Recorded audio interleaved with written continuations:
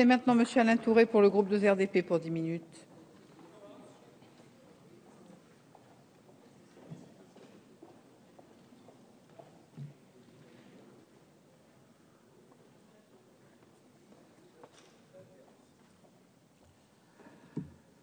Madame le garde des Sceaux, Monsieur le Président, Monsieur le rapporteur, j'avais rêvé, pendant les 40 ans où j'ai participé à l'œuvre de justice, d'une justice dont la clé de voûte était le garde des Sceaux.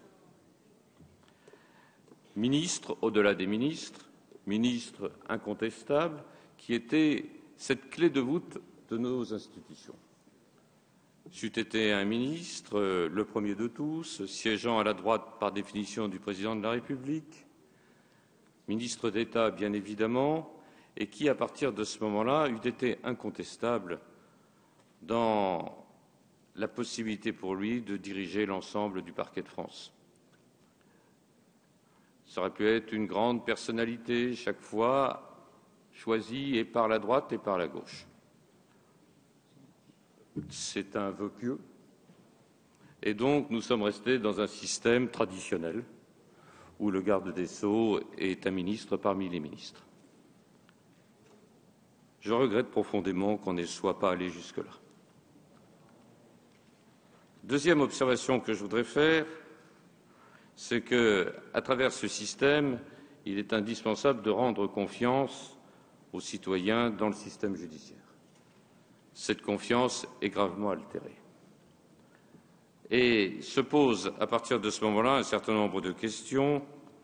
Et la première de questions, c'est bien évidemment ce problème des instructions individuelles qui pourraient être déposées dans chaque dossier et notifiées aux parties.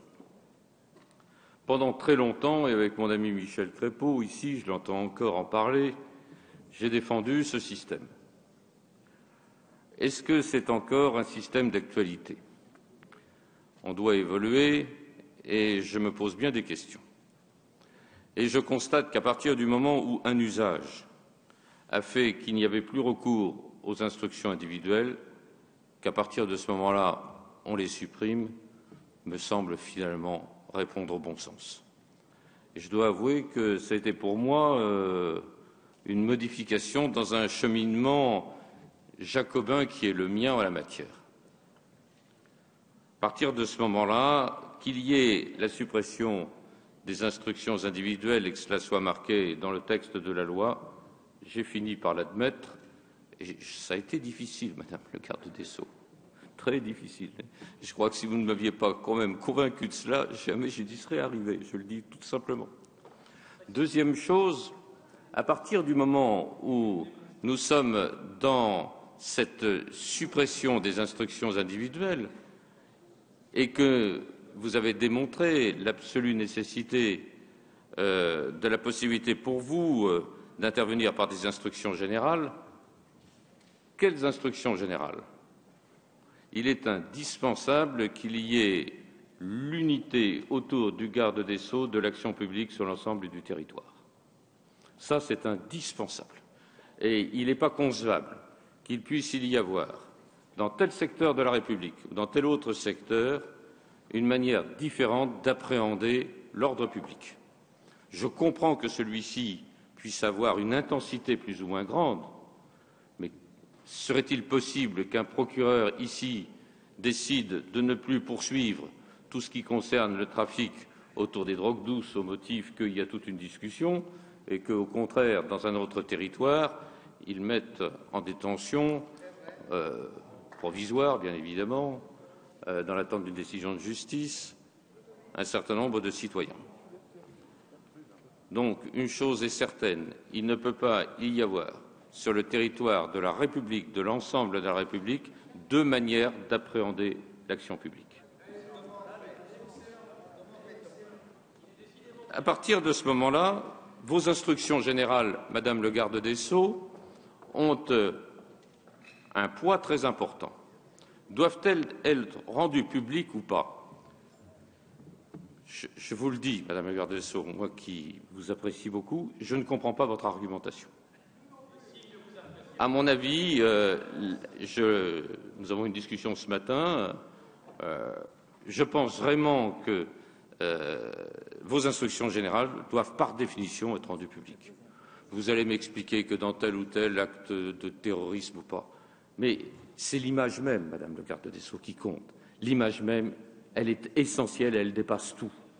Essentielle et elle dépasse tout. Et donc, par définition même, elle doit être rendue publique. Et les exceptions que vous amènerez à ce principe général vous seront reprochées. Tout ce que vous aurez gagné en suppression des instructions individuelles sur lesquelles je me suis expliqué, sur lesquelles je suis désormais converti, vous allez le perdre en ce qui concerne les instructions générales. Donc, c'est à ce niveau-là, à mon avis, une perte dans tout le sens de l'action politique que vous menez à travers cette réforme. Ensuite, autre réflexion, c'est le terme d'impartialité. Ça a été une longue discussion avec M. Le Bouillonnec. Et c'est à la suite d'une discussion que nous avons eue tous les deux que nous avons décidé, et que c'est lui qui a décidé, de remettre le principe d'impartialité du parquet. Je m'étais permis une formule à la Robespierre. L'impartialité, c'est une vertu, l'indépendance, c'est une qualité. Ce n'est donc pas la même chose et j'ai recherché un peu les différences entre l'objectivité, l'impartialité, l'équité, l'universalité. Ce ne sont pas les mêmes choses.